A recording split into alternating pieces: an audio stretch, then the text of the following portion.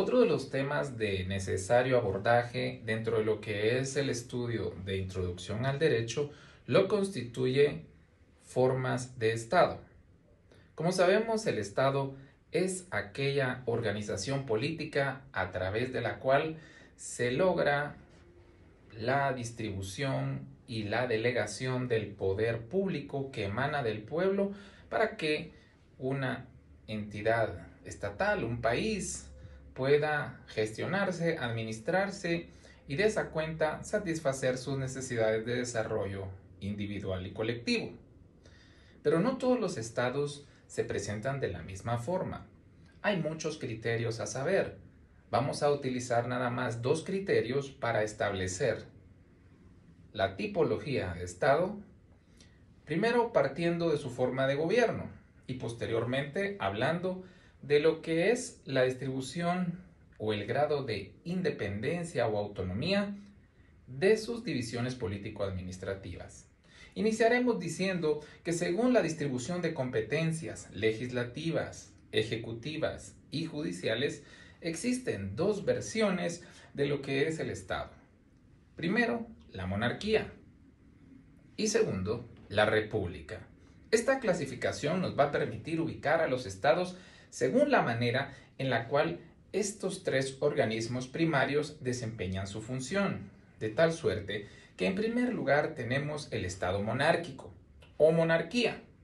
La monarquía es aquella forma de estado que se va a caracterizar porque las facultades de crear, ejecutar y fiscalizar las leyes están concentradas en una sola autoridad. Este tipo de regímenes estatales se ven representados comúnmente en la figura de un rey, monarca o emperador, que se arroga las facultades de dictar las leyes de un país, pero también es el que vela por su cumplimiento a través de toda la estructura del gobierno. Pero si eso fuera poco, asimismo es quien vela por el cumplimiento de las mismas y quien sanciona al infractor de esas normas jurídicas. La crítica que recibe esta organización estatal es muy grande. Esto porque realmente significa un alto riesgo del abuso a estas facultades. Existen dos clases de monarquías. Primero tenemos la monarquía absoluta, que es la que se identifica con los modelos antiguos de Estado, en los cuales pues el rey o monarca prácticamente podía hacer lo que quisiera, ya que no tenía límites establecidos en textos constitucionales. En contraposición a ello, existen las monarquías relativas o también llamadas constitucionales, que precisamente son aquellas que se cimentan en un texto constitucional. Anteriormente, las monarquías absolutas no tenían ninguna posibilidad de desaforar al rey o monarca. En cambio, en las monarquías más contemporáneas, o sea, estas monarquías limitadas o relativas, pues incluso un juez puede ser sustituido, un rey puede ser sustituido si incurre en alguna de las condiciones o alguno de los supuestos que prevén los textos constitucionales. En la actualidad realmente no es fácil encontrar referentes para este tipo de organización política porque es muy tendiente a violentar derechos humanos. Algunos consideran que Corea del Norte es un ejemplo de lo que sería una monarquía absoluta, mientras que las limitadas o constitucionales pues son más que todo tipos de estado en el cual aún preservan la figura del rey o monarca como un símbolo de la unidad de ese país. España, el Reino Unido, Bélgica, entre otras. Por otro lado tenemos el Estado republicano, que es el más común en nuestros días y que se caracteriza sencillamente porque las funciones de legislar, ejecutar las leyes y de juzgar están distribuidas en distintas autoridades. Entonces son tres poderes separados que no se encuentran subordinados bajo ningún tipo de condicionamiento. Existen dos clases de estados republicanos, el estado aristocrático y el Estado democrático. El Estado aristocrático es aquel que se caracteriza porque hay una élite, un grupo selecto de individuos que son los únicos que pueden acceder al poder, caso contrario de la democracia o república democrática, que es un estado en el cual todos pueden participar en el sagrado derecho de elegir y de ser electos.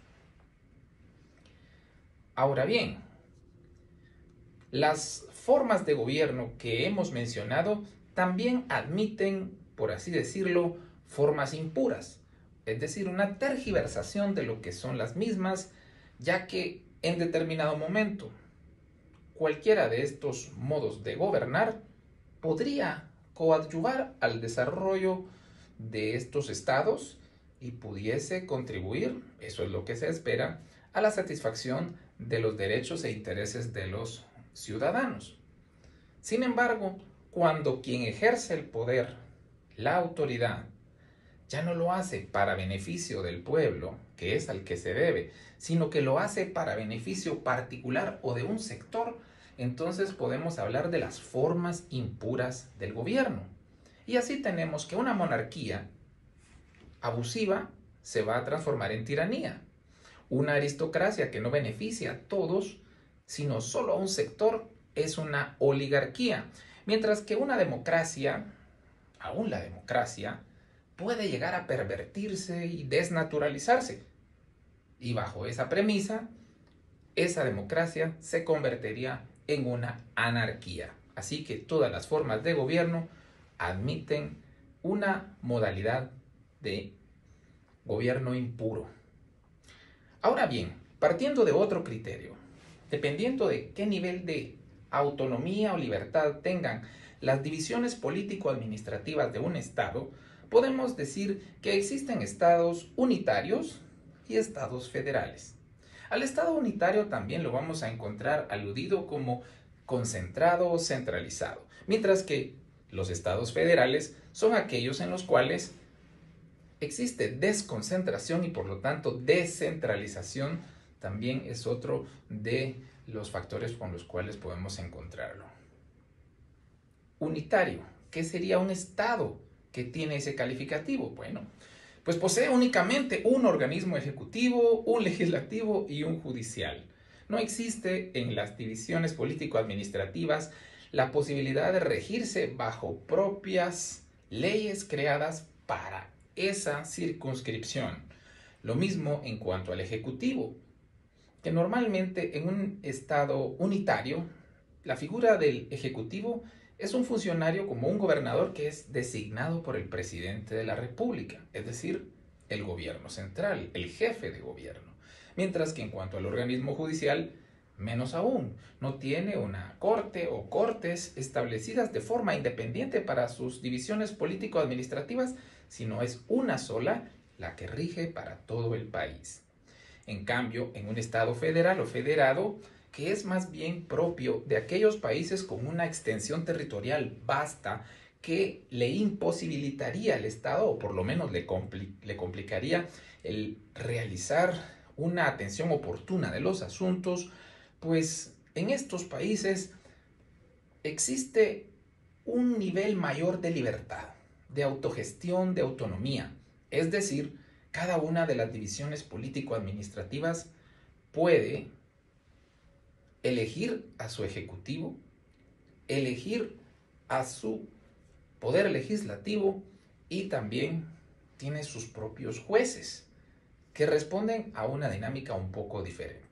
En estos países hay que aclarar que existen normas estatales, pero también normas federales, ya que si no existiesen estas normas federales, pues entonces no estaríamos hablando de un solo estado. En resumen, estamos hablando siempre de un estado, pero con menor o mayor nivel de libertad y autogestión para las divisiones político-administrativas, según se trate de un estado unitario o de un estado federal o federado.